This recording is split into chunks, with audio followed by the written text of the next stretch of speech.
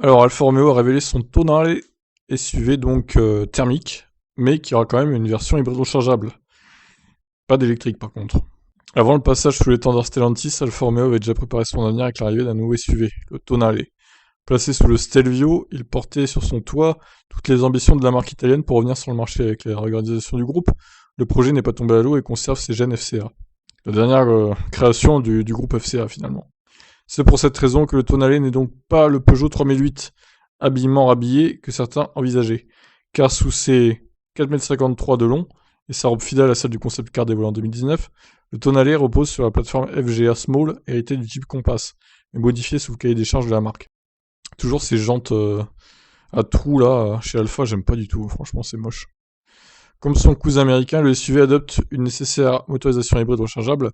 Elle se compose d'un moteur essence 1,3 litre de 180 chevaux et d'un moteur, pas d'une moteur, hein, d'un moteur électrique posé sur le train arrière. Le tandem promet une copieuse puissance totale de 275 chevaux. La batterie est de 15,5 kWh qui peut offrir 60 km d'autonomie. En moyenne, 80 en ville. Les performances énergétiques n'ont pas été encore dévoilées, mais elles devront raser le sol grâce au nouveau protocole WLTP en vigueur.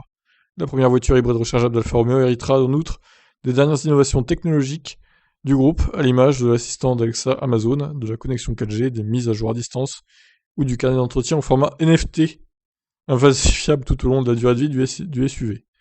Les tarifs et finitions seront annoncés courant avril. D'accord, avec les palettes au volant pour les vitesses, pas mal, pas mal. Ok, bon bah voilà. Pas grand chose à dire, hein. Je suis pas hyper fan d'Alfa Romeo pour être honnête.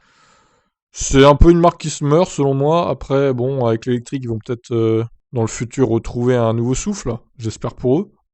Maintenant, même s'il était électrique, ce SUV, j'avoue que j'aime pas du tout en fait. Je le trouve pas très beau. Donc voilà, mon avis sur ce véhicule. Je vous laisse me donner le vôtre. Qu'est-ce que vous en pensez de ce futur Tonale? Ciao.